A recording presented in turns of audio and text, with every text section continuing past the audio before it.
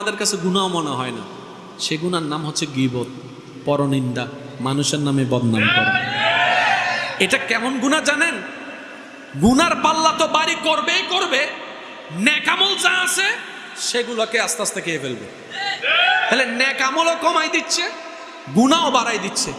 সেটার নাম হচ্ছে গীবত, সেটার নাম হচ্ছে বদনাম, সেটার নাম হচ্ছে চুগলখড়ি, সেটার নাম হচ্ছে অন্যের পিছনে কথা বলা, সেটার নাম হচ্ছে এমন কথা বলা যার সম্পর্কে যে কথাটা শুনলে মনে আঘাত পাবে, এই কথাটা বলা। এবার আপনি ডানে দেখেন, বামে দেখেন, নিজের দিকে দেখেন, এই অভ্যাসটা আমাদের সবার ভিতরে আছে। তাহলে যদি জান্নাতে যেতে চাই, দুনিয়াকে শান্তি করতে চাই, আগে যেমনি হোক মুখে তালা লাগাইতেই হবে, কারণ দ্বিতীয় কোনো উপায়। অনেক মেয়েদের জন্য প্রস্তাব আসে, প্রস্তাব যাওয়ার পরে ছেলে পক্ষ খবর নিতে আসে, খবর নিতে আসলে তার মেয়ের ঘরে আসে না, আশেপাশে খবরে যায়। যখন দোকানদারের কাছে যায়, দোকানদার